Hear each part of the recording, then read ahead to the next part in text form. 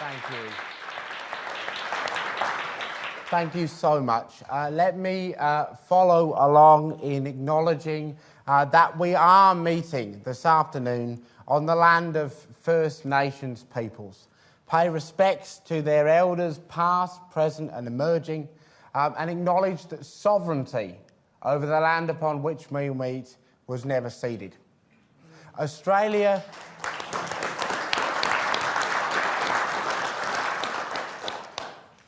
This continent that we call home will never be able to lay claim to a form of leadership that is worthy of those who make up the community now until our leaders are willing, committed and able to travel that path of truth and justice and healing that is necessary and demanded by First Nations peoples.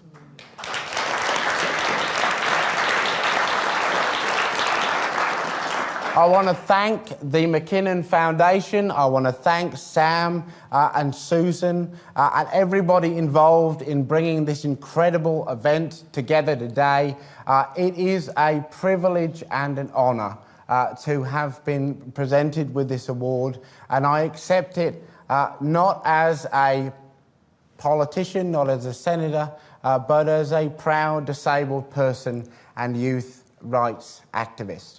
I do not believe, nor have I ever believed, that activism and a commitment to grassroots democracy is something that you leave at the door when you enter politics.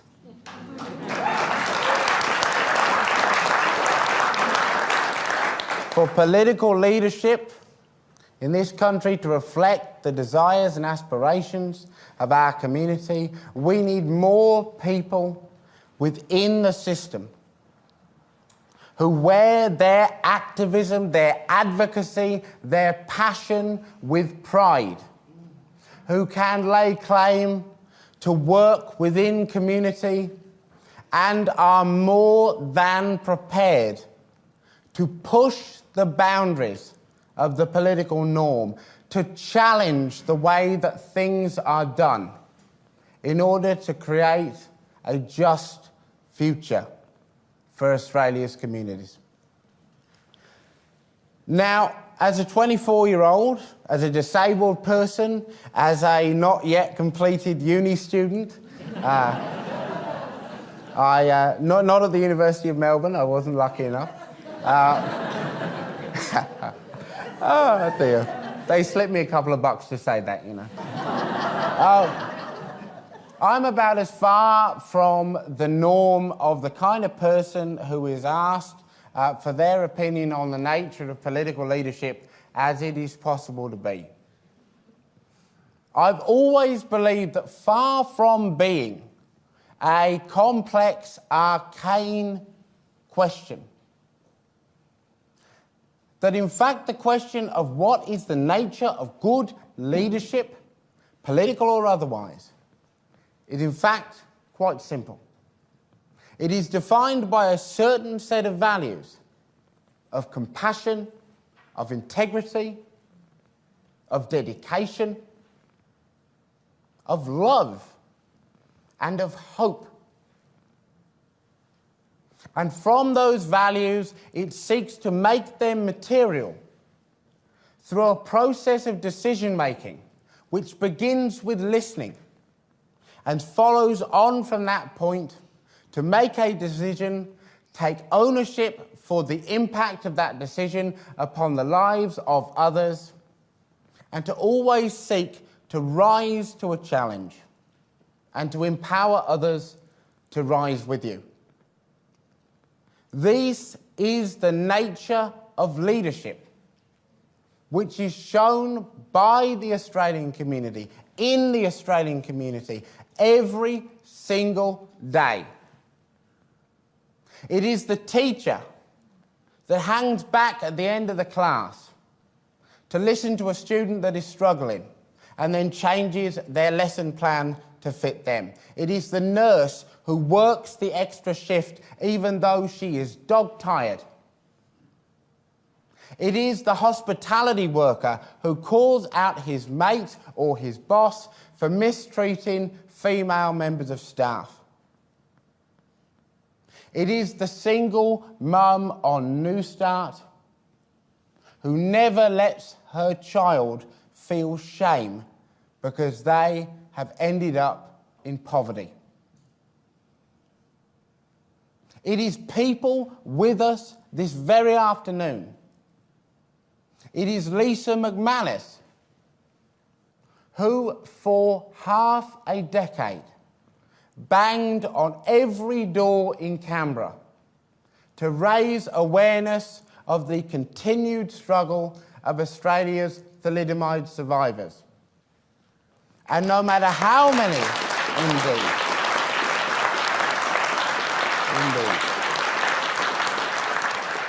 and no matter how many doors were slammed in her face, Lisa kept going. Until finally her community was heard and a pathway to justice created. It is Clinton Pryor who walked the length of our ancient continent, gathering the stories of its peoples to present them to Canberra, only to have the highest doors closed in his face. These are the values, these are the expectations of the Australian people, and they exist in every single space of our lives apart from politics, which has in this country devolved over a process of 25 years into a joke, into a game that brings us revulsion rather than pride, that brings or seeks to bring out the very worst in us rather than bring us to a higher plane,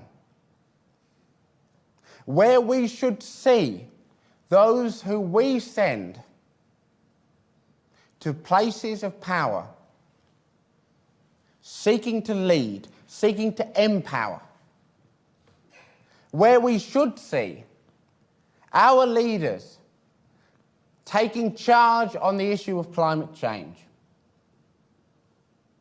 utilising our natural resources so that we can avert that greatest of intergenerational disasters, where we should see every single member of our Houses of Parliament not only rejecting the very worst forms of racism and hatred which have now begun to rear their head, but making sure that racism and hate has no place in any aspect of our policy.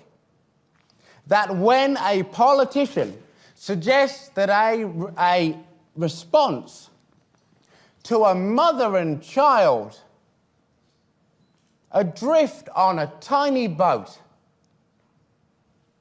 seeking a better life in Australia, when any MP of any party suggests that the appropriate response to those people is a military one, that should be confronted and condemned.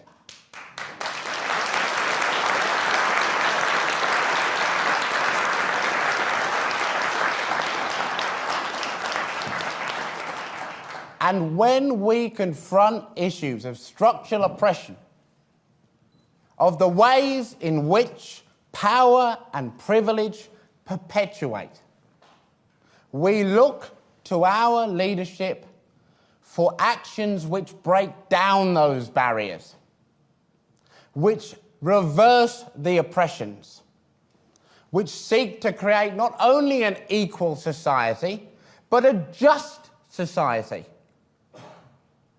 That is what we look to our leaders to act on our behalf, and yet we see the polar opposite. We see decades wasted in the critical fight for climate change. We see the science denied. We see ridiculous policy solutions put to the Australian people because that is easier than confronting the fossil fuel interests which donate to both parties. It is easier than having those hard conversations with communities about what future looks like. Where we should see confrontation of race and hate, we see a playing into it. We see a perverse attempt to disown the monster of Fraser Anning without attempting to acknowledge and take responsibility for the collective roles played in the creation of that monster. This moment that we are in together is not an aberration. It is a culmination. If you spend 2 decades telling people that Muslim refugees are a threat to this country, if you spend 2 decades crafting a false bipartisan narrative which suggests the only way to treat asylum seekers, the most desperate people in the world, is to lock them up for their own good. If you allow this to continue, then you are part of the dehumanisation. You are part of how we got here. And you cannot be part of the solution until you acknowledge that.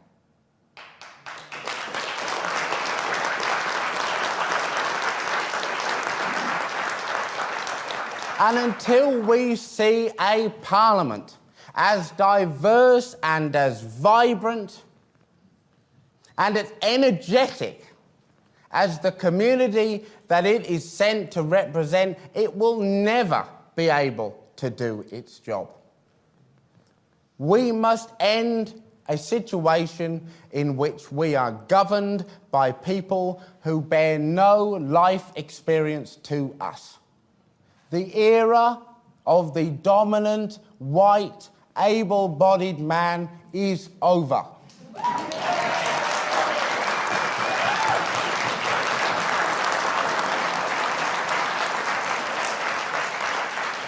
Now is the moment. The community will not take this anymore.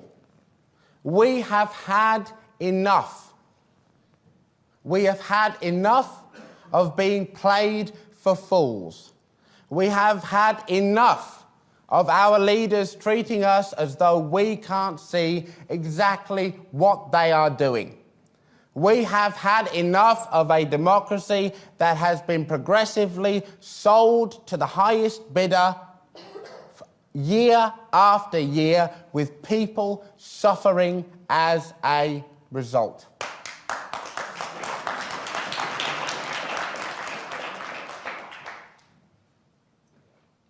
This is a profound moment in our history. The people's anger has never been deeper. Their desire for change never stronger. The hope in our hearts is complete for ourselves. We know that we can rely on each other. We have it within ourselves. We see it every day. This anger, this desire for something better, this lived experience of the possibility of hope, of its empowering nature when we come together, is driving people to find new solutions, to reclaim their power. In the young people of this nation, there is an ironclad belief that we will now rise up and demand change, and we are seeing this all over the world, from kids marching in Washington, demanding that they be able to go to school without fear of being shot, to kids marching in Perth and Sydney and Melbourne, demanding that anybody who puts themselves forward as a potential candidate for the leadership of this nation, recognise the reality of climate change and commit to real action. This is the standard that we accept. We will no longer accept the disconnection.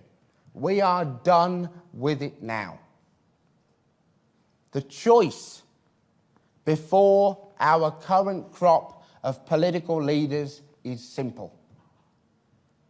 Corporate money or the community you were sent to serve. The safety of future generations and our invaluable precious places, or the comfort and convenience of your current position. An Australia driven by hope, that looks upward, that opens its arms wide and says, for those who come across the sea, we've boundless plains to share. Or an Australia which continues to turn inward and tear itself apart. If our so-called leaders are not able to rise to these challenges, then the community will replace them.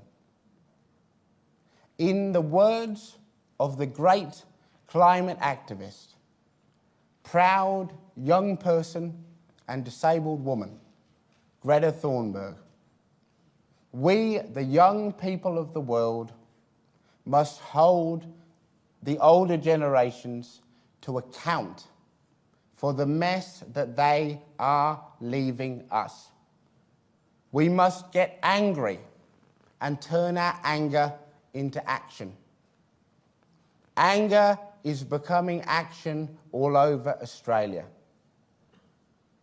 where now there is a middling, selfish politics. The community demand hope and vision and honesty and leadership. And in the word of the great poet, you'll better get on board, because times, they are a-changing. Thank you very much.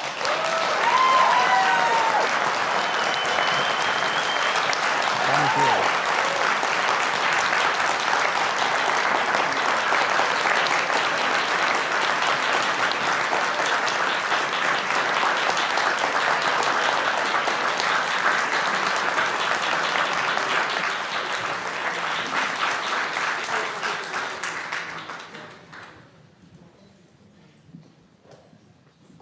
Thank you so much.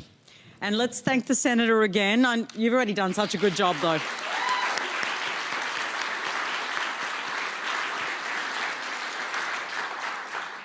Senator Steele-John's very passionate speech. Wow. You know how to deliver a stump speech. Thought about running for Prime Minister? That was not a partisan remark. It was a comment, I have to always clarify, about the fact that he gave a very good speech. I've never run for anything in my life.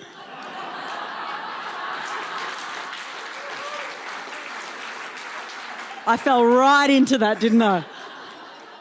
Okay, ladies and gentlemen, that concludes the formal proceedings for this afternoon. I'd like to thank the University of Melbourne, the Melbourne School of Government and the Susan McKinnon Foundation for their work in bringing this initiative together. And I did say at the beginning that I genuinely think it's one of the best initiatives, given we are in such a fractured political system. We all acknowledge it from the left to the right. There's a splintering. There feels like there is such an acrimonious environment, and that this award recognises people who try to step above that, aim for bipartisanship, working together. It's the only way that we're going to stick together and build this country.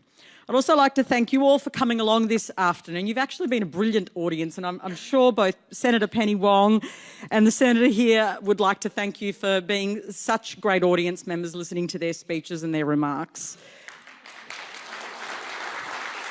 And of course, most importantly, I'd like to thank this year's McKinnon Prize winners, Penny Wong and Jordon Steele-John, for being here this afternoon, sharing their stories of leadership and delivering such fantastic speeches about their vision for our country. Please thank them.